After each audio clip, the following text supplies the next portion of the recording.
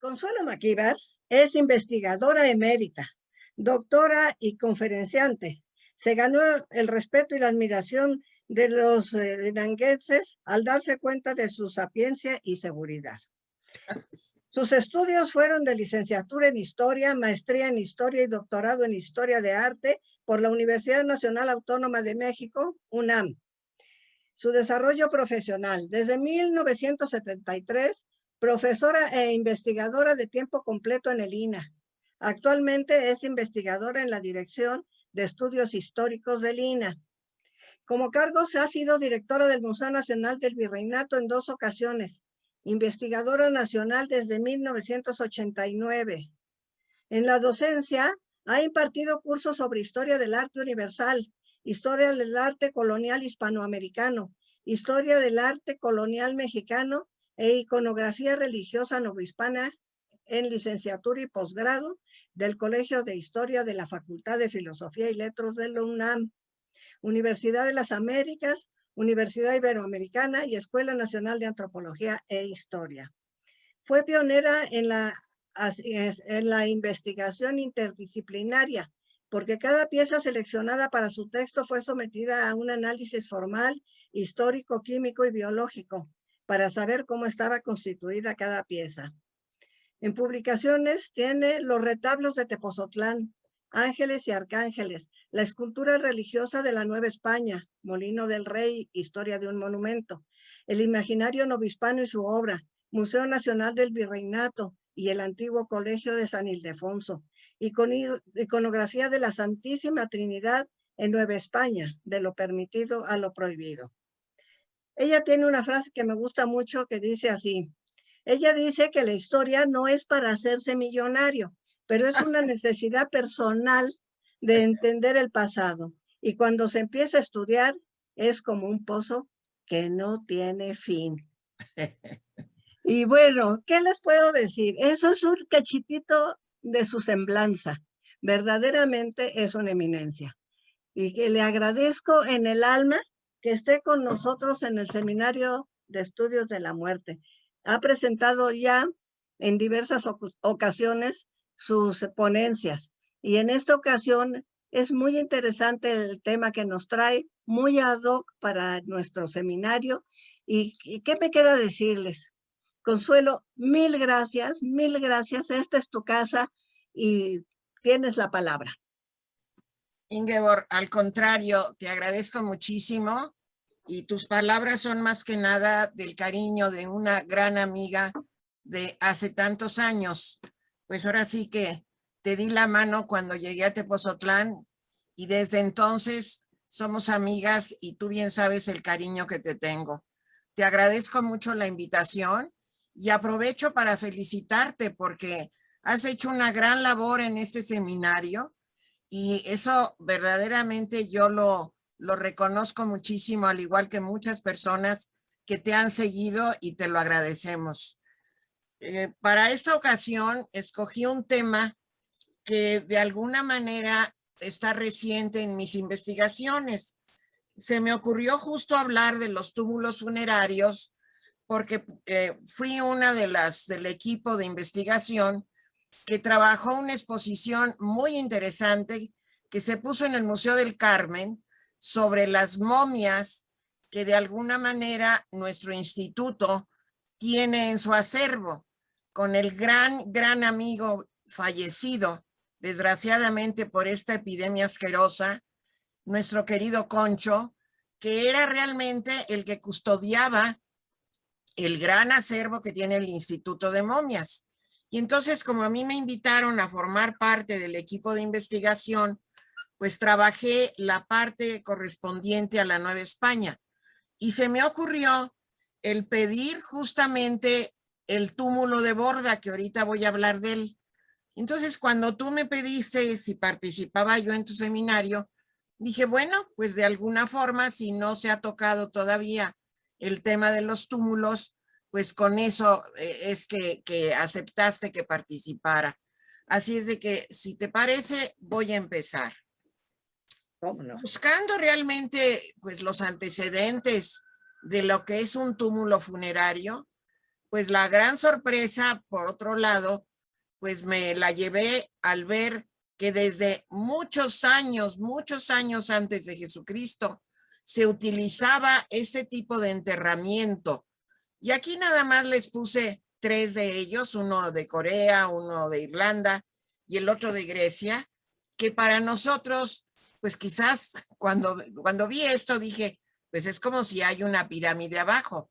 Y en este caso son sepulcros levantados sobre la tierra, pero miren ustedes nada más, la temporalidad es tremendamente, pues muy atrás, antes de Cristo.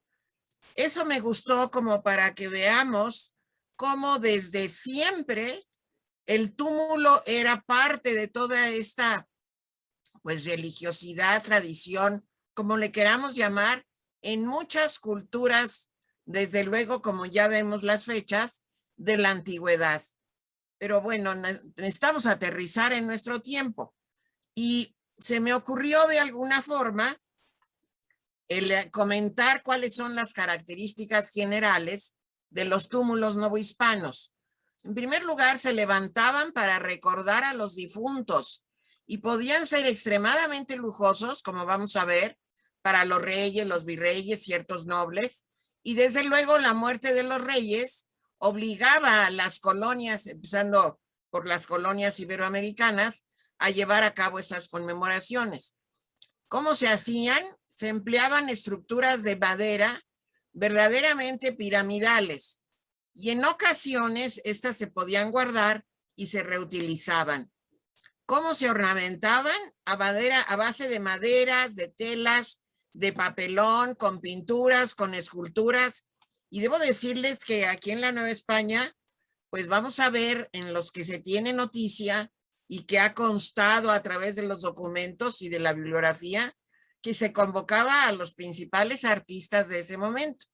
Se empleaban emblemas y jeroglíficos que realmente a veces no los podemos comprender a simple vista, porque existía toda una emblemática alusiva a la muerte y desde luego se escogía lo que tenía que ver con la vida del difunto.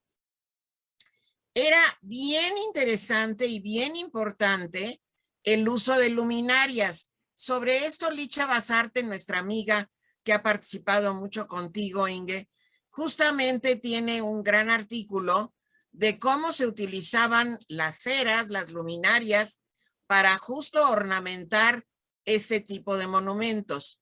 Y aquí un poco les vuelvo a comentar cómo se contrataban arquitectos, pintores, escultores y desde luego hombres de letras, literatos que eran los que hacían las leyendas que ornamentaban estas, pues hasta máquinas les podíamos decir. Aquí es un poco como para recordar uno de tantos. Como que se fijan en este caso, pues es un grabado que en muchas ocasiones se reproducían en grabados, ya que no había fotografías, ¿verdad? Se reproducían cómo habían sido estos catafalcos, estos túmulos. Y miren la cantidad de luminarias que hay en este caso. Escogí, y porque además es de lo que encontré también información, vamos a ver especialmente los de 3 monarcas. 2 monarcas Habsburgos, empezando por Carlos I o Carlos V, y luego un Borbón, Carlos III. Carlos V, primero de España, que tenía el gran título era realmente el Sacro Imperio Romano Germánico. Por algo él decía que en sus dominios no se ocultaba el sol, porque ya cuando desde luego conquistan América, pues imagínense ustedes, desde luego que no se ocultaba el sol, ¿verdad? Y esto me interesaba un poco recordar a su figura. Acordémonos que era nieto de los reyes católicos e hijo de Juana la Loca y Felipe de Castilla, el llamado Felipe el Hermoso por lo guapo y sinvergüenza que era. Bien, algo muy interesante que ustedes van a poder constatar es justamente en un libro preciosísimo que se ha editado muchas veces de Francisco Cervantes de Salazar. Aquí tienen ustedes su retrato. que es México en 1554. Es una delicia, son los diálogos que escribe Francisco, y fíjense cuándo, a mediados del siglo XVI, y es bellísimo porque va narrando cómo era la Ciudad de México. Pero ahí, en ese libro, además, se habla del túmulo imperial, es decir, de lo que fue el túmulo a Carlos V.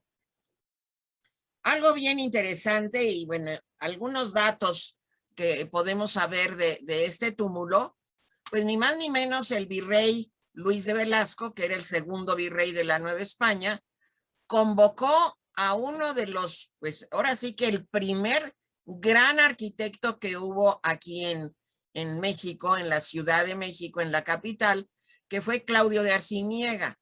Aquí ven ustedes cómo él vive justamente en el siglo XVI, pues a él lo llama el virrey Luis de Velasco, ni más ni menos, para que él piense, levante, diseñe el túmulo imperial en honor de Carlos V. Lo ejecutó en 3 meses, o sea, eso nos habla de que era realmente una obra grandiosa. Y como no cabía en la catedral, porque tenemos que acordarnos que en esta fecha todavía no estaba edificada la catedral que conocemos, sino que era la segunda catedral, que era muy chica, y entonces ahí no cabía el gran túmulo que Arciniega había diseñado. Él ni más ni menos era el maestro mayor de la Catedral de México. Y entonces se piensa y se edifica, digamos así, el túmulo en el famosísimo convento grande de San Francisco, que ahorita lo tenemos desde luego muy mermado, pero lo podemos ver, la iglesia en la calle de Madero, la iglesia de San Francisco. Ese pedazo que nos queda, pues imaginen ustedes el gran convento que abarcaba casi toda la manzana, ahí se levanta el túmulo para Carlos V. Cervantes de Salazar, en este maravilloso libro, dice lo siguiente: era este túmulo a manera de crucero conforme a esta demostración de esta planta. Tenía 4 capillas, claro que lo estamos viendo además de frente, o sea, no vemos realmente lo grandioso que fue, pero imaginemos que tenía 4 capillas colaterales que abrazaban la capilla mayor, o sea, el centro del monumento, donde estaba la tumba de su majestad. Aquí está extractado, nada más saqué algunas frases. Sobre este primer cuerpo venía otro, en manera de capilla, disminuyendo del primero. Por eso se habla de que los túmulos eran realmente a manera de una gran pirámide, disminuyendo del primero y en el medio del cual iban las armas imperiales. O sea, el gran escudo de los Habsburgo, aquí tenemos el águila bicéfala, que justamente, y las 2 columnas que eran parte del escudo nobiliario de los Habsburgo. Aquí, como lo puse, fue el primer gran monumento, el primer gran túmulo que se levantó.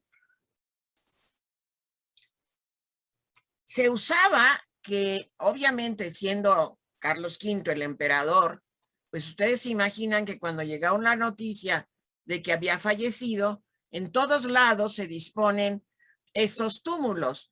Y entonces encontré estos grabados.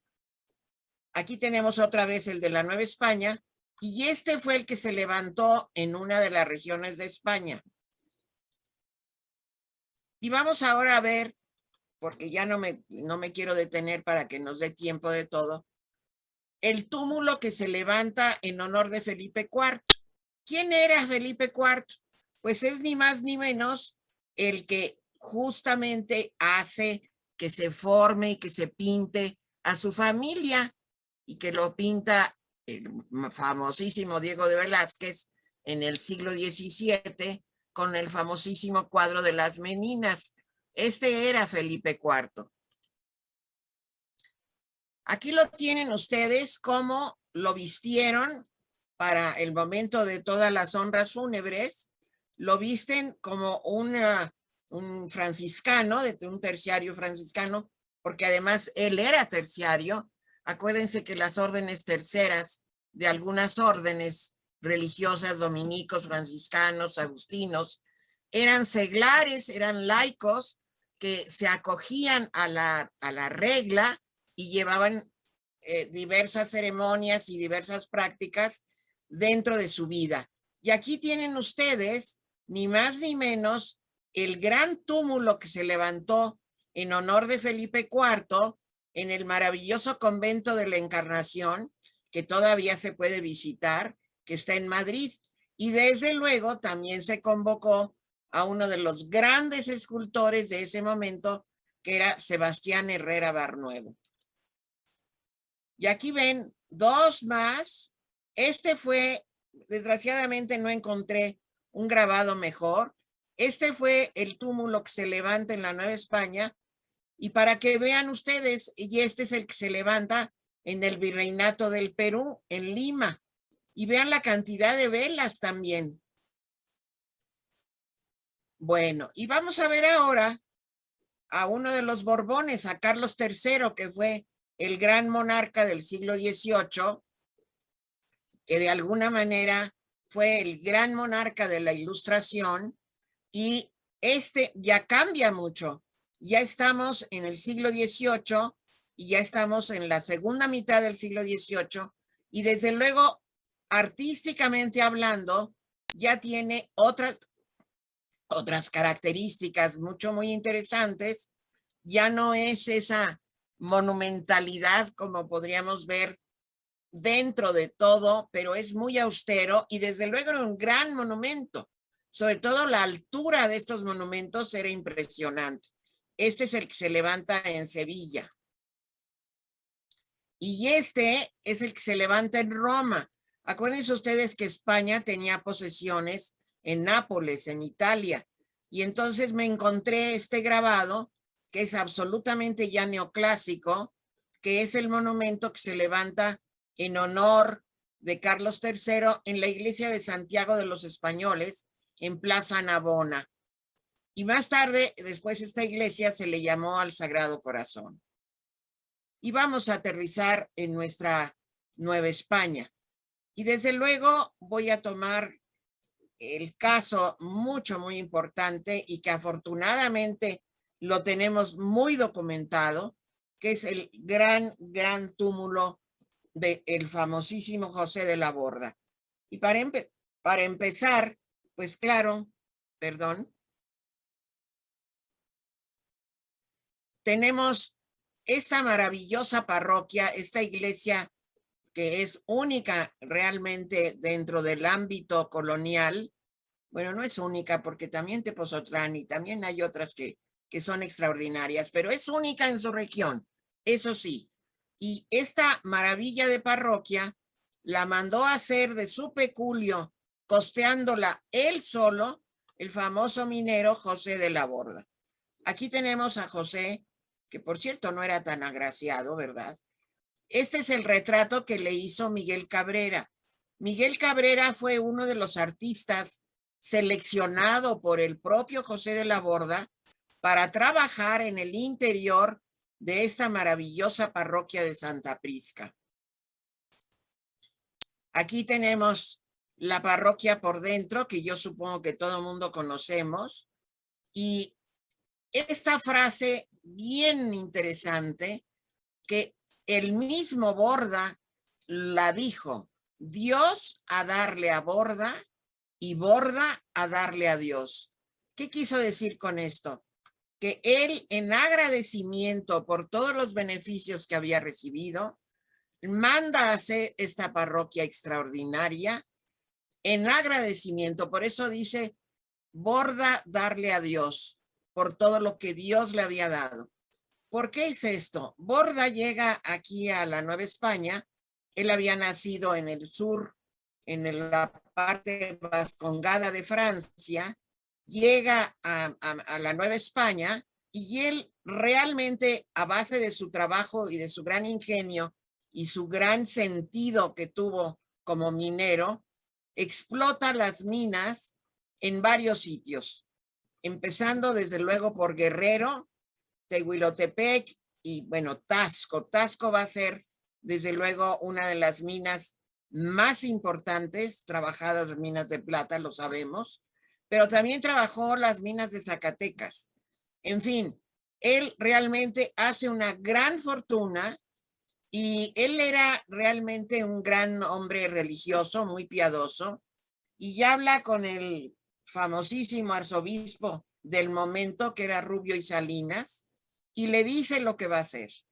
Quiero hacer una iglesia, yo la voy a diseñar, yo voy a escoger a los artistas, permíteme que así lo haga, y ni más ni menos escoge a Carlos Sigüenza como el gran arquitecto, a Cabrera como uno de los pintores, en fin, escoge a los artistas y él diseña qué es lo que quiere que esta iglesia diga.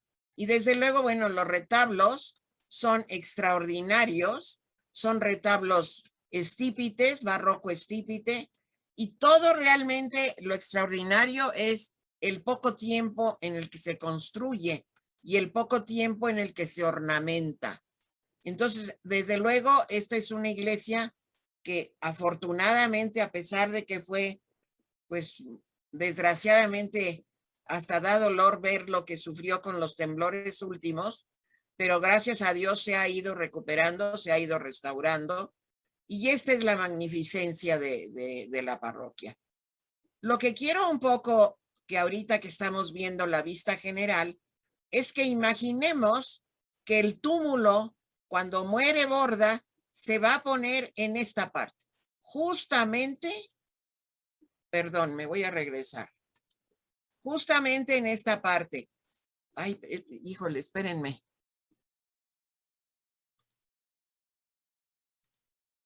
Otra vez. Justo en este centro se va a levantar el túmulo porque aquí era donde cabía. Y lo que querían Jiménez y Frías, que era el párroco de ese momento, que fue un personaje importantísimo para toda la ceremonia, era que se viera por todos sus lados. Entonces, por eso se levantó en este crucé. Aquí es la entrada a la capilla donde está el gran lienzo de Cabrera de las ánimas del purgatorio, y esta es la puerta lateral que da a la calle. Entonces, imaginen ustedes el túmulo, la altura que tuvo para que pudiera realmente desplantarse en esta parte. Este es un esquema, perdonen ustedes que está muy borroso, no conseguí algo más claro, pero tenemos que imaginar 1, 2, 3, 4 pisos y luego una especie de remate piramidal, y está rematado por el ave fénix, que esto es muy importante. El mensaje que se da en la pira es exactamente lo que había sido la vida de José de la Borda.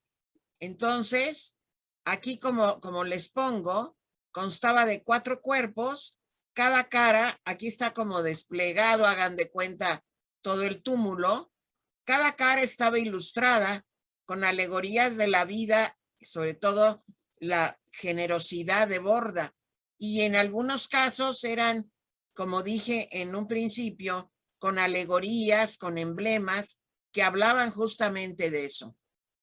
Manuel Toussaint en 1931 hace este esquema a partir de documentos, por eso se ha conservado esto. Pero ahorita lo que van ustedes a ver y lo que yo pude conseguir para la exposición no es ni de chiste el túmulo original, porque lo que hay ahorita es pequeño comparado con lo que debió ser para haber estado desplantado, como les dije, aquí en esta sección de la parroquia. Esto es lo que queda. Esto es lo que afortunadamente logramos conseguir para nuestra exposición. Pero miren ustedes qué pequeño es comparado con lo que debió ser. Desde luego, la pirámide con la que se levantaba al final no existe ya. Y lo que sí existe es el ave fénix. Este resto de la pira es bien interesante porque apareció en el siglo XX. Estaba realmente, pues voy a decir una palabra muy fuerte, arrumbado, maltratado, etcétera. Y de alguna manera, ahorita tengo que comentar lo que yo pienso que es este túmulo, que ni de chiste es el que, como les digo, y que narra Jiménez y Frías de cómo debió de ser el original. Este es, vuelvo, como lo vemos ahora. Pero miren ustedes lo que decía Antonio Jiménez y Frías, que era el párroco de Santa Prisca. Él, por lo que se sabe, porque sí consta, eso sí se encontró el documento, de cómo él, que era un gran letrado, escribe todas las glorias y todos los adjetivos que quieran ustedes a propósito de Borda. Fíjense lo que dice a propósito del ave fénix. Ave única en el mundo que después de vivir cerca de 7 siglos, conociéndose ya débil, desde luego esta es la leyenda, y disminuido de fuerzas, compone un nido, tomando los leños de los árboles más olorosos y entrándose en él, encendiendo el sol con sus rayos aquella luminaria, la consume y muere entre las llamas, de cuyas cenizas nace un gusano que creciendo es otro fénix. Esto es maravilloso. El ave fénix es absolutamente una alegoría de la vida y de la muerte. Y justo a Borda le decían que era el fénix de los mineros. ¿Por qué? Porque Borda vivió épocas realmente muy duras, que tuvo inclusive que vender algunas de sus posesiones contra otras que según encontraban las vetas, etcétera, pues era realmente la riqueza. Jiménez y Frías, de alguna manera, que les digo, era el párroco de Santa Prisca, realmente hace un elogio, esto es mínimo, hace un elogio extraordinario a Borda. Pero lo que quiero de alguna manera recalcar con ustedes es que este túmulo no fue desde luego el original. Hubo realmente muy fuerte la polémica. Borda muere, y esto sí está documentado, Borda muere en mayo de 1778 y muere en Cuernavaca. Ahí en Cuernavaca, el párroco era ni más ni menos su hijo Manuel. Y entonces, obviamente, al morir ahí con su hijo, pues el hijo lo primero que piensa es hacer una gran ceremonia fúnebre en honor de su padre. Y entonces, cuando se sabe en Taxco que había muerto Borda, pues inmediatamente le mandan pedir a Manuel, a su hijo, pues el cadáver para honrarlo y para hacerle las grandes ceremonias. Y el hijo se niega y dice que de ninguna manera, que ya está todo arreglado, previsto, etcétera, de cómo se va a hacer en Cuernavaca la ceremonia. No sabemos, no existe documentación sobre cómo debió de hacerse en Cuernavaca. La que está registrada es la que hizo José Antonio Jiménez y Frías en Taxco, pero no tenemos realmente la certeza de si estos fueron partes de lo que fue el túmulo de José Antonio Jiménez y Frías. Quiero que vean algo. Estas son las únicas partes que tenemos. Eso sí, está ornamentado por los 4 lados. Y debemos de pensar que este es José de la Borda. Hay varias cosas que analizando bien las pinturas, me doy cuenta que desde luego esto debió de hacerse en diferente momento.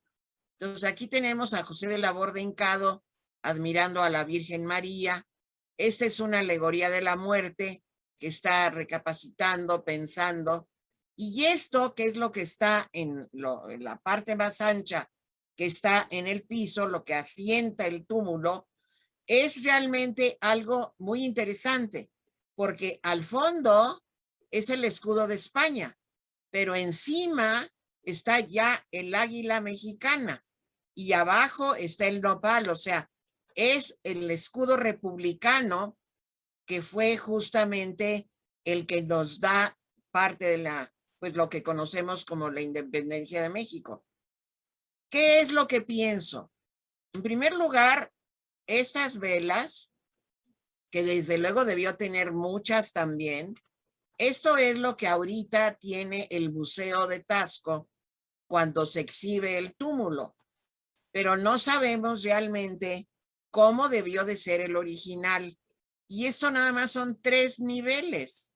Entonces, es posible que haya tenido otro nivel y desde luego la forma piramidal que ya vimos. Me voy a regresar para que un poco entendamos lo que estoy diciendo.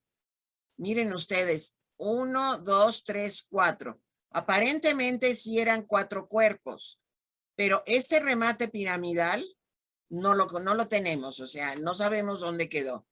Y esta forma como estaba estructurado, también es posible que haya cambiado.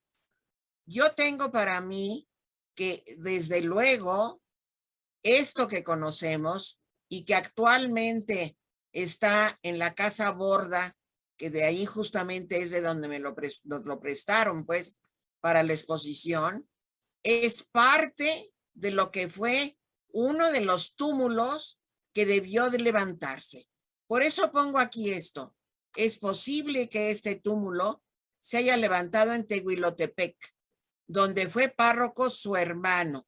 En este lugar estuvo Borda recién que llegó, y aquí hay un error, no fue párroco su hermano, pero estuvo ahí el hermano explotando la mina y llegó Borda, su hermano, a trabajar con él, a explotar el mineral de Taxco. Este es uno de los emblemas. Desde luego todo está lleno de filacterias alusivas a la muerte, apoyadas en narraciones bíblicas, y que nos está indicando la transitoriedad de la vida. Y esto es lo que les comento del escudo. Si se fijan, aquí está el escudo español con todos estos blasones y la corona, desde luego la corona del imperio. Y luego sobrepuesto el escudo mexicano. Y como pongo aquí por sus características, es posible que esta modificación se haya hecho en la segunda mitad del siglo XIX.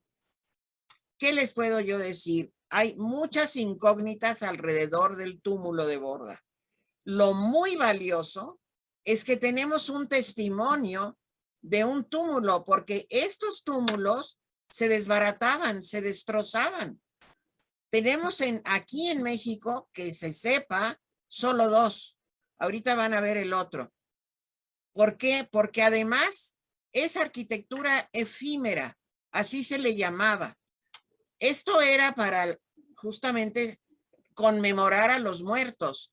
Y por ejemplo, para conmemorar a los vivos, de arquitectura efímera tenemos testimonios narrativos y de grabados de los arcos triunfales que se levantaban en las ciudades cuando llegaba el virrey, cuando llegaban los personajes importantes de la sociedad.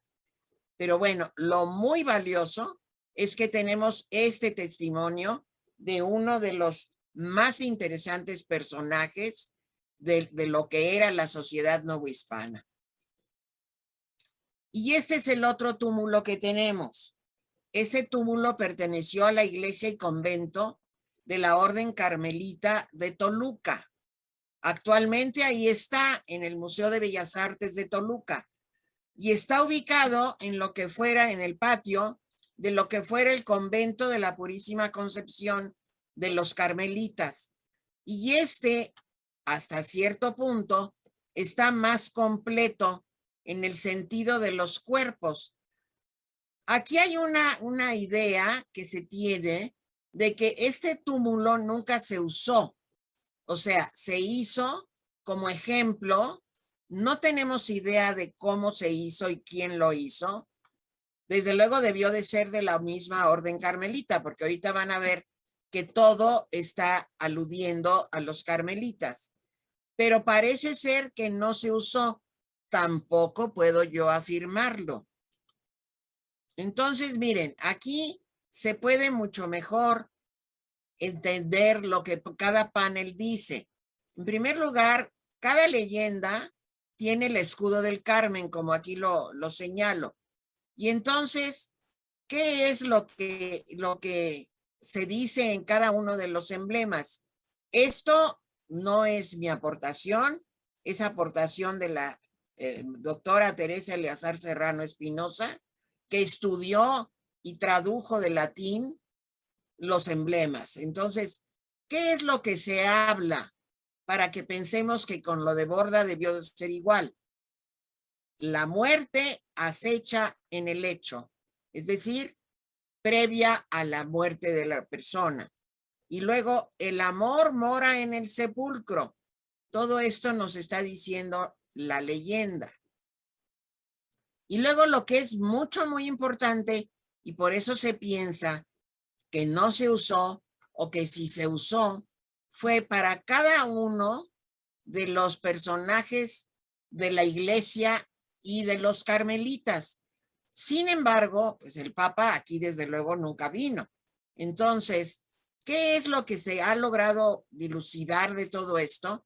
Que de alguna manera esto era como utilizado para reflexionar sobre la muerte. Quizás cuando moría alguien de la orden se levantaba el catafalco no lo sabemos. El uso no lo sabemos, inclusive se le ha preguntado a los padres carmelitas y no tienen claro también como para qué se usó. Pero lo muy interesante es el testimonio que tenemos de las pinturas. Y dice, por ejemplo, está el Papa, detén el paso, viajero, descansa un poco y leerás cosas maravillosas. Están las dignidades eclesiásticas completas. Está el Papa, está el cardenal, y dice, en cuanto resplandece, se esconde. Aquí además también, aún en las letras, en las palabras, hay escondidos mensajes que de alguna manera seguro la iglesia interpretaba. Luego, el obispo, que ahí lo tenemos con su mitra y su báculo de obispo, dice, las cosas más altas se me someten. Y por último, el rey, ¿a dónde te diriges, peregrino? Entonces, esto es bien interesante y por eso es que se piensa que era realmente un monumento que se levantaba para recordar tal vez el Día de Muertos, tal vez cuando alguna persona moría y entonces esto permitía de alguna manera hacer esas reflexiones. Pues con esto doy por terminado y espero que les haya interesado. Es poco lo que se puede decir a propósito del tema y bueno, aquí lo dejo y gracias. Tengo ese libro de los túmulos de Santa Prisca que realizaron Ricardo Prado Núñez y Rafael Barquero Díaz, quien ya nos dio una plática de este libro. Oye, pues sí, es pequeña la plática, pero sumamente interesante. Hemos tenido algunas de la restauración del túmulo, por ejemplo, en una de las tantas intervenciones al famoso túmulo, que está en mi casa, ¿eh? Esa es mi casa, porque me gusta mucho, ya la escogí para casa. Ay, no, qué horror. No te lo recomiendo. Sube y baja, ¿verdad? Pero es una preciosa casa. Pero bueno, sí hemos tenido pláticas sobre el túmulo, te digo lo de la restauración de ella y lo que nos ha platicado Alicia Basarte, pero esta fue totalmente distinta y como que nos trae desde la historia y los grabados, me parece muy impactante. Francamente me gustó muchísimo y estoy segura que a nuestros oyentes les va a encantar y posiblemente pues tengan que hacer muchas preguntas, pero yo creo que las preguntas no las tenemos que hacer nosotros mismos, porque ¿de dónde vamos a sacar documentos, no? Así No es, los hay, así es. no los hay. A lo mejor por ahí sale alguno en los tantos... Sobre todo de la Nueva España es bien difícil, no ha aparecido hasta lo que sé. Yo no me he dedicado desde luego al tema, pero hasta lo que sé, los que se han dedicado al tema, empezando por Licha Basarte, por Elsa Malvido, etcétera, pues no hay más información. Y de lo de Borda, desde luego sí hay toda la información de todo lo que encontró Vargas Lugo a propósito cuando estudió toda la biografía de Borda y todo lo que la doctora recopila de Jiménez y Frías, que es toda la oración fúnebre y demás, pero nada más. Y lo que yo sigo pensando definitivamente es que ese no fue el catafalco original, porque es muy pequeño, hay muchas manos interviniendo en la pintura. Entonces, por eso digo que tal vez este pequeño catafalco fue el que se usó tal vez en Tehuilotepec, que ahí se hacen honras fúnebres primero y luego ya se hacen en Santa Prisca. Pero el gran monumento que Jiménez y Frías describe para Santa Prisca, no creo que haya sido este. Definitivamente no. No parece definitivamente. Sí, no, para nada. Se ve como que otra técnica y otra distribución. No, y además es muy pequeño. O sea, no, Demasiado. para haber estado levantado al centro de Santa Prisca, no, no lo creo, Tiene que haber definitivamente. sido más grande, por Desde supuesto. luego, desde luego. Y el de Toluca es una belleza de todas Es maneras. precioso. Ese es precioso y está muy bien conservado. Sí, me encanta, aunque no haya sido para la misma función, ¿no? Así es, así es. Y Yo también, creo que sí. Yo sí creo que lo usaron en algunas ceremonias o algo, ¿no? Porque, pues si no, ¿para qué lo hicieron? sí, pero parece como más didáctico, ¿no? Totalmente, totalmente, Eso me da la totalmente. impresión. Pero sí, son bellísimos. Los dos tenemos mucho que verlos y ir a la iglesia de Santa Prisca, hace mucho que no voy. Ay, De por regreso. favor. Ojalá que ya esté terminada porque sí sufrió mucho. Con Sí, el temblor sufrió muchísimo. Ojalá que ya esté por terminarse toda la restauración. nos dé tiempo para que cuando se acabe la pandemia, que espero estemos Que vivos, podamos ir, exactamente, podamos exactamente. ir a verla y bueno, entre nuestros viajes programados por nosotros, pues puedan asistir más personas del Así es, seminario. Inge. No nos queda más que despedirnos tristemente. Todo se acaba, todo empieza, todo lo que llega se va y bueno, se va esta plática. Yo quisiera seguir plática y plática porque siempre aprendo muchísimo de ti y bueno, Por pues ya Dios. sabes que el cariño es grandísimo. Pues igual de acá para allá. Te debo, bueno, mil cosas de mi vida están Tantas, basadas en tantas vivencias que tuvimos, así. querida Inge. Maravilloso, Así maravilloso tener es, así es, para contar mil cosas bellas. así es. Pues mil gracias. Al contrario, Que Inge. nos vemos, espero que pronto y que pronto nos podamos también abrazar, Abrazar, no eso, es. solamente de lejos. Así es, así es. Pues hasta pronto, gracias. Gracias, Quiero Inge. darle gracias a la directora del Museo de la Revolución, Alejandra Utrilla, por su espacio, a todos los trabajadores que hacen posible que esta exposición se suba. Mil gracias a todos. Hasta la próxima. Buena tarde.